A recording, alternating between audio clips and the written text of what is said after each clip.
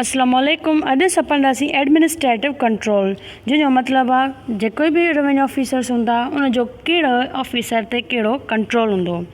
13 section तो ॿुधाए superintendence and control of the revenue officers, मतिलबु जेको बि ओवरऑल कंट्रोल हूंदो रेवेन्यू ऑफिसर जो उहो कहिड़े नमूने हूंदो। क्लॉज नंबर 1 तो ॿुधाए जेको बोर्ड ऑफ रेवेन्यू आहे उहो under the control of government जो हूंदो। उन खां अलावा जेके बि बोर्ड ऑफ रेवेन्यू जे अंडर में जेके बि हूंदा ॿिया रेवेन्यू ऑफिसर्स, कलेक्टर्स न असिस्टेंट कलेक्टर्स, कमिश्नर्स न और under the authority under the control of board of revenue जे हूंदा। क्लास नंबर 3 तो ॿुधाए कमिश्नर जेको बि रेवेन्यू ऑफिसर्स उन जे डिवीज़न में हूंदा उहो उन्हनि खे कंट्रोल कंदो उन्हनि रेवेन्यू ऑफिसर्स खे। क्लॉज नंबर 4 तो ॿुधाए त कलेक्टर ते त कमिश्नर जो कंट्रोल हूंदो। उन खां अलावा अगरि कलेक्टर जो ॾिठो वञे त कलेक्टर जेके बि ज़िले में रेवेन्यू ऑफिसर्स आहिनि उन्हनि ते कंट्रोल रखी सघे थो। सेक्शन नंबर 14 तो ॿुधाए power to distribute business and withdraw and transfer cases, जंहिंमें ॿुधाइनि था त कहिड़े रेवेन्यू ऑफिसर्स खे कंट्रोल आहे, मतिलबु पावर आहे, अथॉरिटी आहे त उहो पंहिंजा बिज़नेस पंहिंजा जेके बि अफेयर्स उहो चाहे त उहो कंहिंखे ट्रांसफ़र बि करे सघे थो ऐं उन्हनि खां विथड्रॉ बि कराए सघे थो। क्लास नंबर 1 तो ॾिसे board of revenue written letter order जे थ्रू जेके बि उनखे पावर्स जेके बि उनखे अफेयर्स सही लॻनि था उहे कीअं बि रेवेन्यू ऑफिसर्स जेके बि उनजे कंट्रोल में रेवेन्यू ऑफिसर्स आहिनि उन्हनि खे ऑर्डर जे थ्रू को बि केस ॾेई सघे थो, को बि अफेयर्स ॾेई सघे थो, उन ई दौरान सेम विथड्रॉ बि कराए सघे थो उहे केसिस या अफेयर्स। क्लॉज नंबर 2 तो ॿुधाए the powers exercisable by the board of revenue under subsection 2(1) may by like order and in manner be exercise by commissioner collector.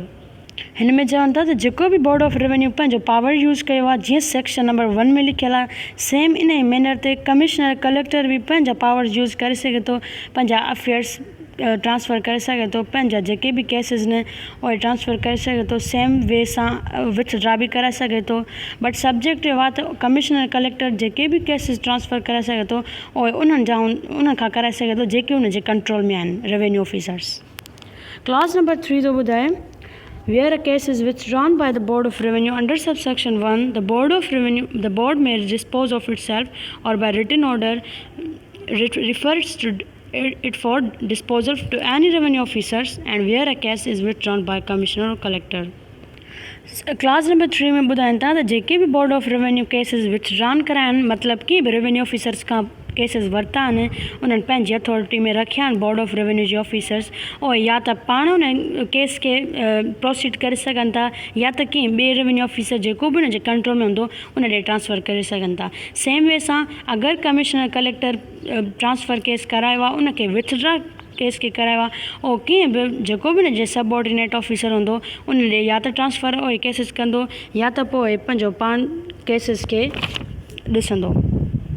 Class number 4 तो चवे त जेके बि असां रेवेन्यू ऑफिसर जा पावर्स ॿुधाया आहिनि जेके बि मतिलबु ट्रांसफ़र करे सघनि था या विथड्रॉ करे सघनि था, अगरि उन्हनि कंहिं बि रेवेन्यू ऑफिसर्स खे पावर मिलियलु आहे ट्रांसफ़र जो उहे केसिस तॾहिं ॿुधी सघनि था जॾहिं उन्हनि जी ज्यूरिसडिक्शन में लिमिट्स हुजनि, मतिलबु उहो रेवेन्यू ऑफिसर जंहिं खे ट्रांसफ़र केस कयो वियो आहे अगरि उन जी ज्यूरिसडिक्शन में ट्रांसफ़र केस खे प्रोसीड करणु न आहे त उहो कॉम्पिटेंट न आहे त उहो पंहिंजा पावर्स एक्सरसाइज़ नथो करे सघे। हुनखे सिर्फ़ु एतिरो हलो आहे त जेको बि उन जा पावर्स न उन्हनि खे प्रोसीड करे सघे थो जेके उन ज्यूरिसडिक्शन में आहिनि। क्लास नंबर 15 तो चए कॉम्बिनेशन ऑफ ऑफिसिस, जंहिंजो मतिलबु आहे इहो गवर्नमेंट लाइ क़ानूनी हूंदो त हिकु ई माण्हू खे कंहिं बि हिकु रेवेन्यू ऑफिस में जेको सो अपॉइंट करे सघनि था ऐं साॻे माण्हू खे हिक खां ॿिनि खां वधीक ऑफिसिस में बि अपॉइंट करे सघनि था। सेक्शन नंबर 16 जेको कंसिस्ट आहे conferment of powers of revenue officers, मतिलबु जेके बि रेवेन्यू ऑफिसर्स उन्हनि खे पावर्स कंफर ॾेई सघजनि था। क्लॉज नंबर 1 तो ॿुधाए गवर्नमेंट नोटिफिकेशन जे थ्रू कंहिं बि हिकु माण्हू खे या सभु पावर्स या कुझु पावर्स जेके बि कमिश्नर या कलेक्टर जा हूंदा आहिनि हिन एक्ट में लिखियल आहिनि उहे ॾेई सघे थो ऐं सेम टाइम ते विथड्रॉ बि कराए सघे थो उहे पावर्स। क्लास नंबर 2 तो ॿुधाए सेम वे सां त बोर्ड ऑफ रेवेन्यू खे पावर आहे त नोटिफिकेशन जे थ्रू कंहिं बि माण्हू खे पावर्स फुल या हाफ ॾेई सघे थी as a power of the assistant collector, जेके उन असिस्टेंट कलेक्टर खे पावर हूंदा आहिनि उहे ॾेई सघे थी जेके बि हिन एक्ट में लिखियल आहिनि ऐं सेम वे सां विथड्रॉ बि करे सघे थी उहे पावर्स। क्लास नंबर 3 तो ॿुधाए जंहिं माण्हू खे पावर ॾिना विया आहिनि, मतिलबु कोई अहिड़ो पावर माण्हू आहे जंहिं कोई पावर्स उन्हनि जे मतिलबु क्वालिफाइड न आहे, पर अगरि गवर्नमेंट या बोर्ड ऑफ रेवेन्यू उन माण्हू खे पावर्स ॾिए थी त उहे ओतिरा यूज़ कंदो, उन्हनि लोकल लिमिट्स में यूज़ कंदो, एक्स्ट्रा पावर यूज़ न कंदो। ऐं जेके बि उन्हनि जे क्लासिस जे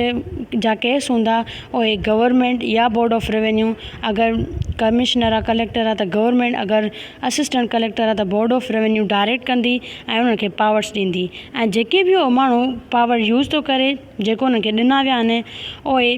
जीअं कमिश्नर आहे कलेक्टर आहे असिस्टेंट कलेक्टर आहे उहे ई सम्झंदो उन माण्हू खे, मतिलबु अगरि कंहिंखे पावर ॾिनो वियो आहे कमिश्नर जो त उन माण्हू खे कमिश्नर ई सम्झो ईंदो, अगरि कंहिं कलेक्टर या असिस्टेंट कलेक्टर जो पावर ॾिनो आहे त उन माण्हू खे सेम सम्झो ईंदो, उन जा पावर सेम हूंदा, अथॉरिटी सेम हूंदी। सेक्शन नंबर 17 थो चए functions of the revenue officers, मतिलबु जेके बि कम आहिनि रेवेन्यू ऑफिसर जा उन में ॾसनि था त board of revenue notification J through revenue officers खे एक्स्ट्रा बि फंक्शन्स परफॉर्म करण लाइ चई सघे थो, जेके बि हिन एक्ट में लिखियल आहिनि। उन खां अलावा जेके बि रेवेन्यू ऑफिसर्स आहिनि उहे पंहिंजा फंक्शन्स परफॉर्म कंदा जेके हिन एक्ट में लिखियल आहिनि। सेक्शन नंबर 18 थो चवे retention of powers by revenue officers on transfer, मतिलबु केर बि रेवेन्यू ऑफिसर उन जा पावर्स चेंज करे सघजनि था, उनखे ॾेई सघजनि था।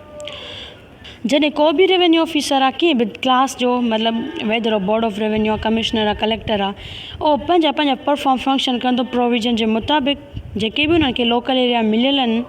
पर उन खां अलावा उन जा फंक्शन्स कंहिं ॿिए लोकल एरिया में ट्रांसफ़र बि करे सघजनि था, या